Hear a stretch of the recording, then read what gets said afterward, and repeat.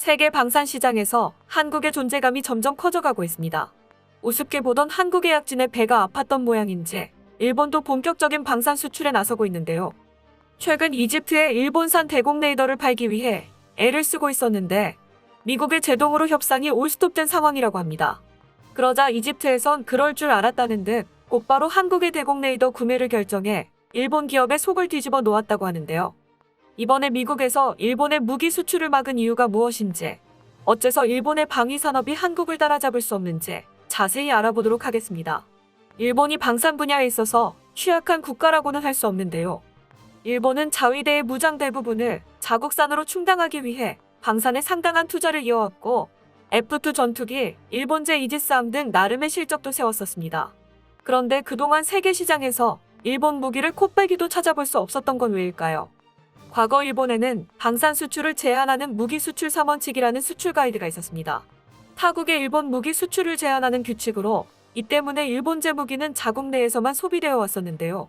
그런데 2014년 일본은 무기 수출 3원칙을 대체하는 방위 장비 이전 3원칙을 제정하며 실질적으로 수출 제한을 폐지하고 방산 수출에 본격적으로 나설 것을 선언했습니다. 전범국이었던 일본이 다시금 무기 수출을 시작한다는 소식에 주변 국가들이 술렁거렸었지만 막상 팔려고 해도 여전히 일본 내에서만 소비되지 전혀 실적을 내지 못하고 있습니다.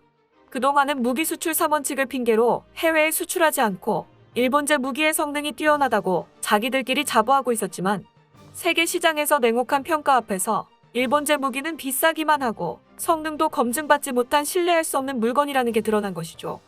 그래도 일본의 세일즈맨들이 열심히 뛴 결과인지 2020년 일본은 필리핀에 방공 레이더를 수출하는 데 성공했습니다. 이단 한 건을 제외하고는 무기 수출 3원칙을 폐지하고도 8년 동안 다른 무기 거래는 이루어지지 않았었는데요. 최근 군사력을 급격히 늘려나가고 있는 아프리카의 강국 이집트에 레이더를 팔 수 있을 것 같아 전 일본 국민의 관심이 집중되고 있었습니다. 그런데 일본이 이집트에 레이더를 팔기 위해서는 미국의 허가가 필요한 상황이라 협상이 진행되지 못하고 있다고 하는데요. 일본제 레이더를 팔겠다는데 왜 미국이 끼어드나 싶겠지만 일본에서 만들어진 레이더의 핵심 기술들의 라이센스를 미국이 가지고 있어 미국의 허락 없이 일본에서 멋대로 팔 수 없는 상황입니다. 세계 최초로 레이더를 개발하고 현 세대 레이더의 패러다임을 바꿔놓은 A사 레이더를 전투기에 최초 도입했던 일본이 레이더 기술의 상당 부분을 미국에 의존하고 있었다는 사실은 다소 충격적일 정도입니다. 일본 방위 산업의 고질적인 문제들이 일본 무기 수출의 발목을 붙잡고 있는 상황입니다. 일본에서 무기 체계는 기본적으로 자위대에서 사용할 것을 전제로 하고 만들어집니다. 자국의 수요에 맞춰 소량 생산하기에 자연스레 단가가 올라가고 비싸기에 도입을 하지 않아 생산이 줄어들어 다시 단가가 올라가는 악순환을 반복해왔습니다. 일본에서 야심차게 만들었던 해상 초계기 P1 역시 경쟁 상대인 보잉사의 PA, 해상 초계기보다 비싼 가격에 보잉 737 기반인 P8과 다르게 독자 규격으로 정비도 어려워 수출에 실패했었습니다. 차기 해상 초계기를 도입하려던 한국 역시 보잉사의 P8A 포세이돈 6대를 구매하기로 결정했었는데요.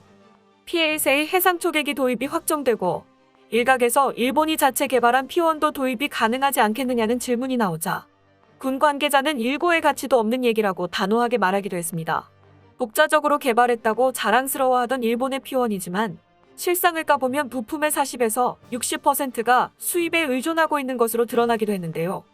유압 계통의 수입 부품이 사용되고 있어 국산품으로 변경도 불가능해 비용 관리가 어렵고 조달 비용이 계속해서 증가하는 걸 방치하고 있는 상황이라고 합니다. 게다가 K9보다 뛰어나다고 일본에서 주장하던 19식 차륜형 자주포의 설계에 일본군의 생명경시 사상이 드러나 논란이 되기도 했습니다. 성능은 궤도형과 차륜형 자주포의 특성이 달라 비교하기 어렵지만 19식 자주포의 한 대당 가격이 70억 원에 달해 40억 원 정도인 K9보다 가격은 확실히 뛰어난 것 같습니다. 그런데 이 70억 원이나 하는 자주포의 승무원이 탑승할 곳도 없어서 포신 아래에 자투리 공간에 천막을 치고 탑승석을 만들어 둔 게 드러났는데요.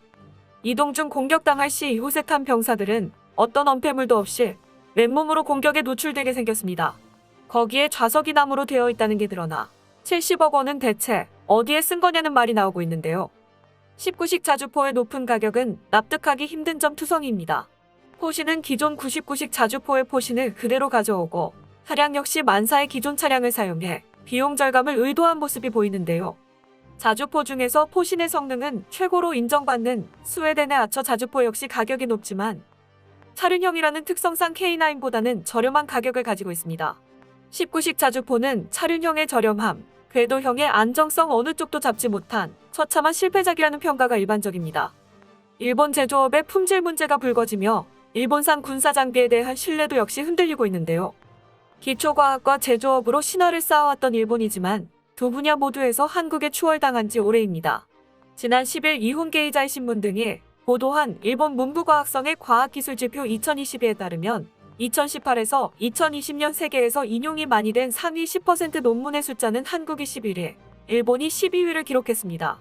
인용 빈도가 상위 1%인 논문 수에서는 아직 일본이 11호 12위인 한국보다 앞서 있지만 10년 전 7위였던 일본이 순위가 낮아진 반면 한국은 14위에서 12위로 올라가 일본의 과학 연구가 제대로 된 실적을 내지 못하고 있다는 게 드러났습니다.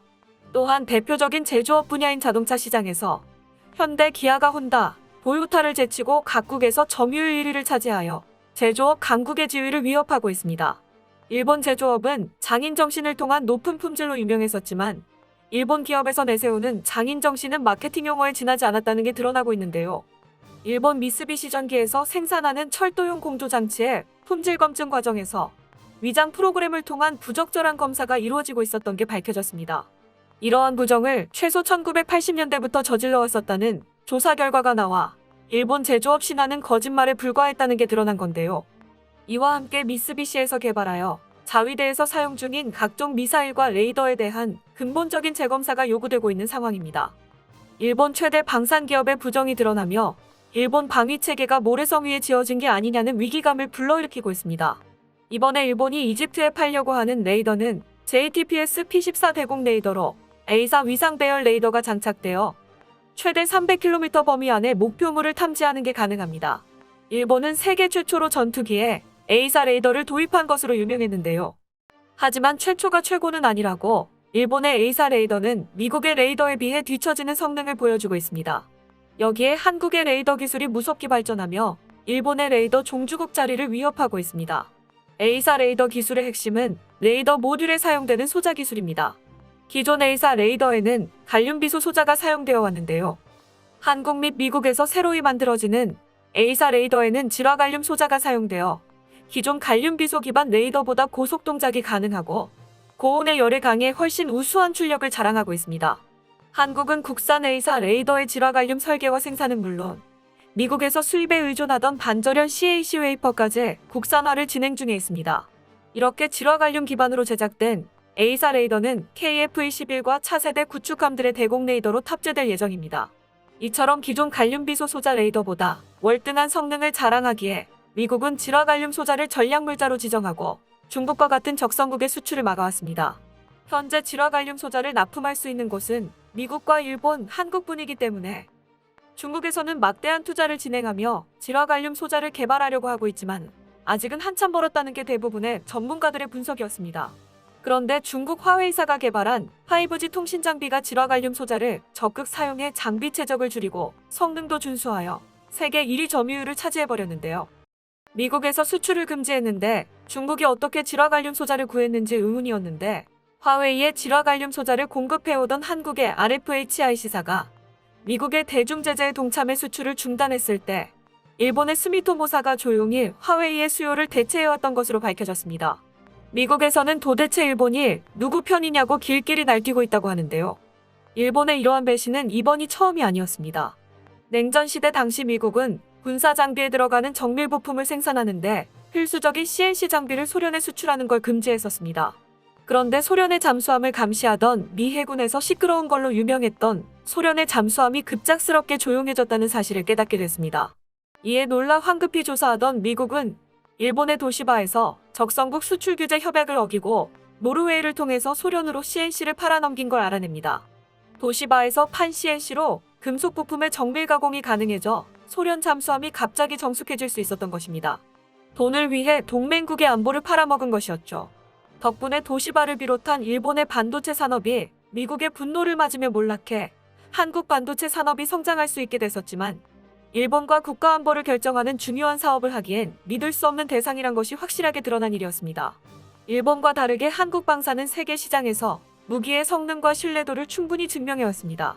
이제 막 첫발을 디딘 일본과 경쟁하기에는 한국의 방위산업은 이미 독보적인 위치에 올라선 것 같습니다. 그렇지만 토끼와 거북이의 경주에서 잠이 든 토끼를 거북이가 따라잡았듯이 방심하지 않고 선두를 향해 달려나가야 할 것입니다. 끝까지 시청해주셔서 감사합니다. 도움이 되셨다면 좋아요를, 다른 이야기도 궁금하시면 구독을 눌러주세요.